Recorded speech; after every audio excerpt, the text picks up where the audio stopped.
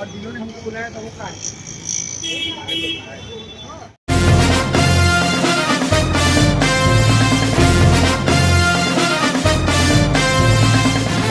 आज यहाँ पर आप पुलिस स्टेशन में आए हैं, किसी लड़के का जो है हादसे में डेथ हो गई है ऐसा बताया जा रहा है। क्या आप लोगों ने पुलिस से मांग की और क्या?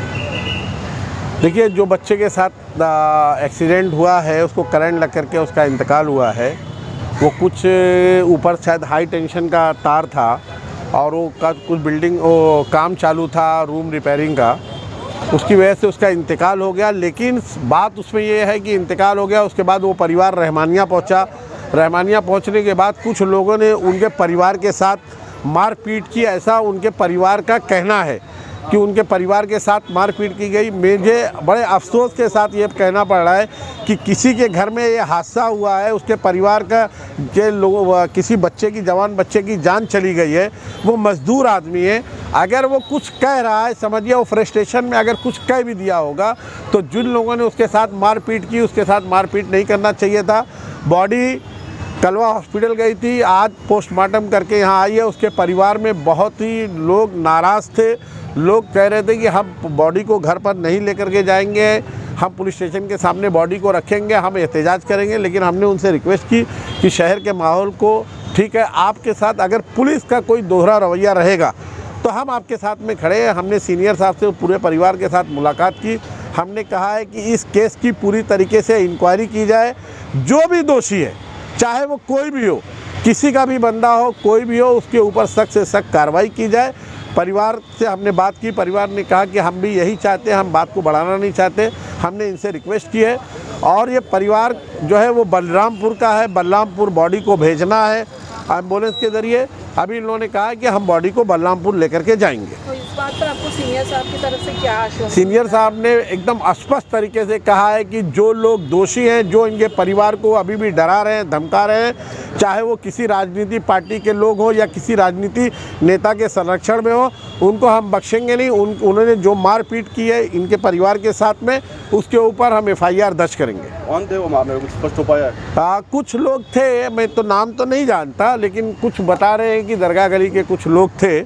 वो लोगों का नाम मुझे नहीं मालूम, तो परिवार के लोगों को मालूम है। हम उनसे सिर्फ एक ही बात पुलिस स्टेशन पे कहना चाहते हैं कि सर, कोई भी राजनीति पार्टी का आदमी हो या किसी से बड़े पैसे वाले का बेटा या औलाद हो, अगर वो गलती करता है और किसी गरीब अमीर गरीब को सता रहा है, किसी मजदूर के साथ खिलवाड़ कर रहा है, किसी हॉकर्स को डरा रहा है, हफ्ता वसूली कर रहा है या इस तरीके की कोई दादागिरी कर रहा है, तो उसको बख्शो मत। ये अगर उस पर कार्रवाई फ़ौरन हो जाएगी तो शहर का क्राइम ऑटोमेटिक गिरेगा, कम होगा। ये हमने सर से रिक्वेस्ट की है। एक 20 साल के लड़के को लेकर आए हैं आप, यहाँ पर उसकी बॉडी लेकर आए हैं, क्या मामला था, क्या हुआ था? वो कल सुबह आपका नाम बताइए। मेरा नाम जमा खान है। मैं मुमरा देवी रोड के पास में रहता हूँ और वो लड़का जो एक्सपायर हुआ हमारे गांव का था। वो साकी नाका से काम करने के लिए POP का आया था।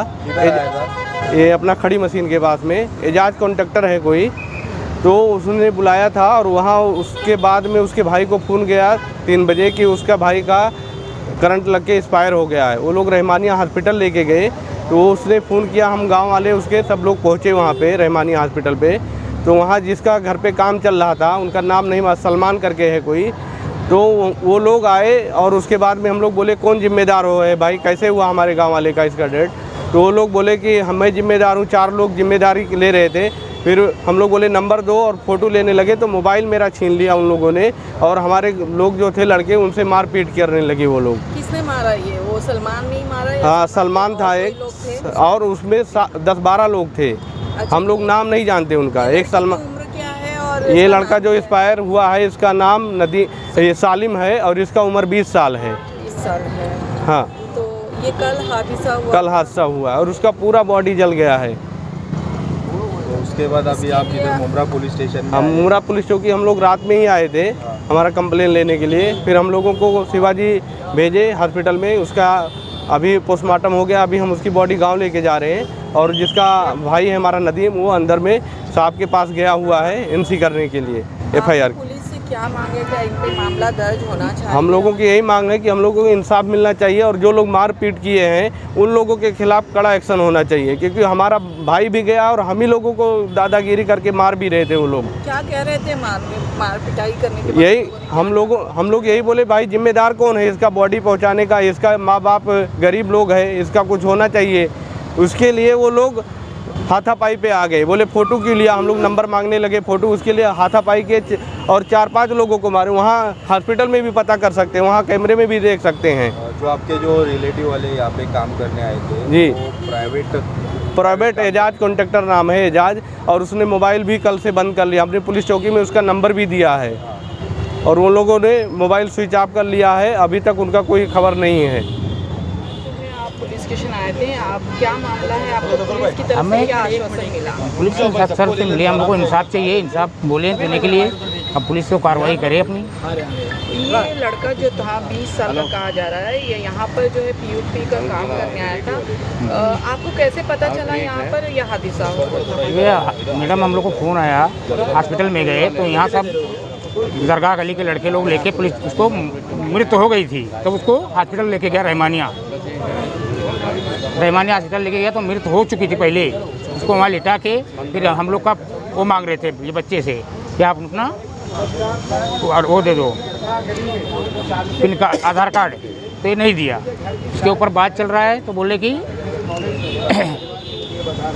फिर बात चलते चलते हम लोग बोले कौन इसका मेन है मालिक, किसने काम पे लाया था, तो बोल रहे ये है, कोई बोल रहा है ये है। तो उसने हमारा भाई ने उनको फ़ोटो लिया तो ये लोग हमारे पे मारपीट चालू कर दिए वहाँ पे। तो कितने लोग आप पर हाथ उठा रहे हैं? कम से कम 15-20 जन थे ये लोग। बाकी सारा और कुछ कैमरा में है, कैमरा में सकते हैं कौन हम लोग का नाम नहीं जानते, लेकिन सारी पूरी फुटेज में है जो है। अगर पुलिस हम लोग यहाँ के लोकल थे नहीं, करेगी वैसे आश्वासन हम दिया, लोग यहाँ के लोकल थे नहीं, हम लोग किसी को पहचानते नहीं। अब हम लोग बाहर से आए हैं तो मार करने तो यहाँ आए नहीं थे।